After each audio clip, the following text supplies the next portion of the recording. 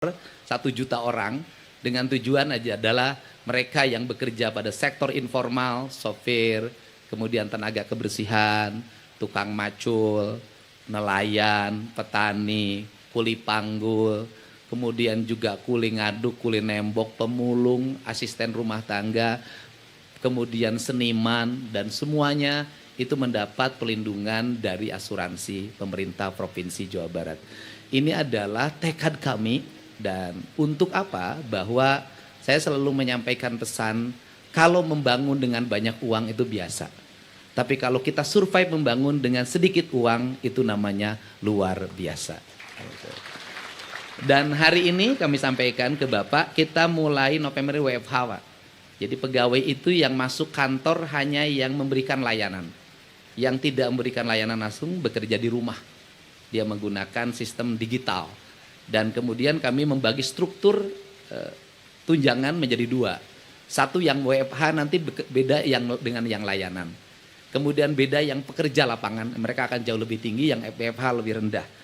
Ini adalah bagian dari efisiensi pengelolaan keuangan pemerintah Provinsi Jawa Barat, di mana kami memangkas hampir 75% dana rutin pemerintah provinsi.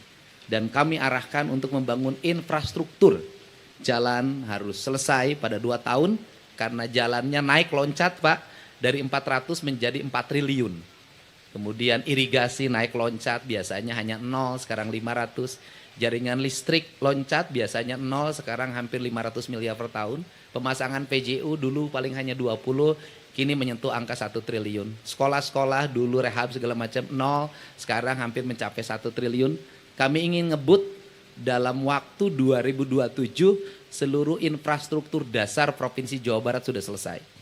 2028 kami udah ngomong kemarin dengan Direktur Utama PT KAI, kami ingin menyambungkan kereta yang agak sedikit lebih kenceng, ya Agro Parahyangan dari Jakarta ke Bandung, pengen waktu tempuhnya 1,5 jam sampai 1 jam.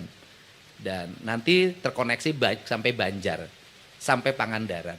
Nanti juga ada kereta yang mengangkut hasil panen dari Tasik sampai Jakarta. Nanti ada gerbong khusus di mana bawa kambing boleh naik kereta dengan gerbong khusus, tidak bareng dengan yang lain. Kemudian ngangkut padi nanti dari Cirebon, kami ingin melalui stasiun-stasiun, dan saya sudah memberi 3 nama di situ. Kereta yang ngangkut hasil pertanian namanya Tani Mukti. Kemudian yang nanti kereta yang disebut kereta yang menghubungkan dari Jakarta sampai Banjar yang waktunya lebih cepat, itu namanya Kilat Pajajaran. Kemudian nanti ada kereta wisata di bulan Desember awal dari Jakarta sampai Cianjur, itu namanya Jaka Lalana. Karena Jaka itu laki-laki, kerjanya keliling. Lalana. Kalau Mas Menteri Menko namanya Joko Lelono. Nah, kalau orang Betawi Jeke Lelene. Ini adalah ikhtiar-ikhtiar kami, dan konsep layanan seperti ini kami berlangsung seminggu 2 kali, Pak. Keliling Jawa Barat, dan sekarang hampir selesai. Tinggal 1 lagi kota Cirebon. Biasanya siangnya kita memberikan layanan seperti ini. Malamnya ada pagelaran seni yang hadirnya rata-rata 30.000 orang. Dan kemudian dari situ lahirlah ekonomi berputar. Karena ekosistem ekonominya jalan, pedagang iket, kaos, dan sejenisnya. Dan yang menarik Pak, di Jawa Barat, kaos gubernur tuh dibeli Pak laku. 50.000 harganya. Jadi tidak banyak, ada kantornya itu, biar konternya dan rame. Saya punya tempat, Pak, di tempat tinggal saya di Subang, namanya Lembur Pakuan. Tingkat kunjungannya dalam setiap minggu mencapai 30.000 orang, Pak. Itu ada pagelaran seni segala macam di situ, UMKM hidup. Penghasilan tukang satenya Sabtu Minggu itu 100 juta. Dan ini siklus, dan saya sudah minta kepada para kepala daerah untuk membuat satu-satu desa saja tiap daerah yang ditata, membuat siklus ekonomi dan berjalan. Dan ini adalah harapan kita, karena Jawa Barat itu daerah yang memiliki 2 kualitas. Kalau datang ke Jabar itu 2 yang akan dirasakan. Ngeunah dahar tibra hees. Itu. Jadi orang Sunda itu prinsipnya ngeunah dahar tibra hees. Makanya Jawa Barat itu, ke Jawa Barat cari apa? Cari makanan dan cari tempat penginapan yang bisa membuat tidur nyenyak. Kedepannya saya sudah meminta kepada Bupati Wali Kota, karena hotel itu bukan kewenangan kita, kewenangan Bupati Wali Kota. Coba kita belajarlah dari Bali. Hotel-hotel itu berpakaian baju khas daerahnya masing-masing.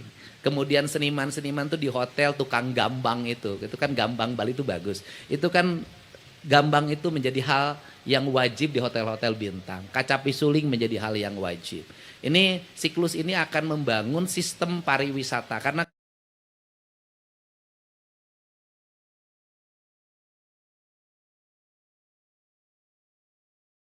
kebudayaan itu, nih Pak Profesor Fadlizon, mohon maaf kalau saya berlebihan, itu menurut saya ada 4 hal.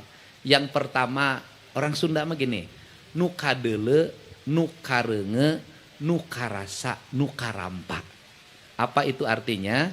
Seni itu akan melahirkan enak didengar, indah dilihat, kemudian nyaman dirasa, dan kemudian juga membuat kita bahagia. Rumusnya cuma satu, saya belajar betul tuh. Kenapa orang ingat ke Bali terus? Karena apa? Karena di Bali itu ada 3 hal yang terjadi. Pertama adalah ada gamelan yang tidak pernah berhenti. Yang kedua ada desain arsitektur yang seragam, punya karakter Bali. Yang ketiga ada buhur, ada ratus yang dibakar. Dan itu terjadi di Mekah. Ya, kalau orang pergi ke Mekah, buhurnya itu sama. Cuman bedanya orang Sunda bakar kemenyan itu dianggap haram. Orang Mekah tiap hari bakar kemenyan di depan tokonya, yang disebut dengan buhur. Ini adalah strategi peradaban yang harus kita selesaikan. Nggak boleh lagi begitu. Jadi nanti kalau di gedung sate bakar kemenyan, bukan saya ngundang jurig. Justru saya ngusir jurig. Jurig apa?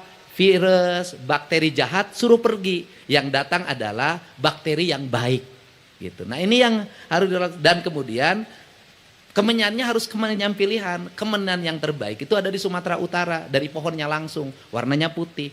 Makanya kata orang Sunda, kalau hidup bahagia itu begini kalimatnya. Asa karagragan menyan bodas. Itu kalimatnya. Artinya menyan terbaik itu bodas. Orang Arab tuh pakai buhur. Itu juga sama. Nah kita ini agak aneh-aneh. Yang tidak boleh itu bakar menyan yang murah. Bau. Nanti jin yang datangnya itu jin yang sakit. Nah ini penting Pak. Ini penting karena bagaimanapun kita harus punya cara untuk bangun tren. Sehingga hari ini Pemda Jabar mulai menetapkan desain-desain arsitek.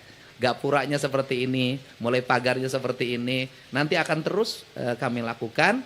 Dan perlu disampaikan, saat dulu saya melarang studi tour, semua orang demonstrasi ke saya di sini. Pak Kapolda. Kemudian alasannya apa? Akan membunuh pariwisata. Tetapi berdasarkan survei BPS kemarin terakhir, justru sekarang pariwisata Jawa Barat mengalami peningkatan lebih tinggi dalam 5 tahun terakhir. Jadi bukan orang Jawa Barat yang dibawa keluar. Padahal pinjem bank emok, bank keliling. Tapi orang luar Jawa Barat bawa uang ke sini. Saya ketemu di jalan barusan orang Lampung lagi di minimarket. Itu dari mana? Lampung. Setiap hari orang datang ke sini dan ini harus terus dijaga. Dijaga bagaimana kita menata lingkungan, kebersihan, dan saya minta Pak Sekda, gak ada masalah. Para pegawai pun menurut saya harus mulai memakai baju-baju yang memiliki implikasi ke pariwisataan. Kalau hanya pakai baju yang sekarang tidak akan menarik.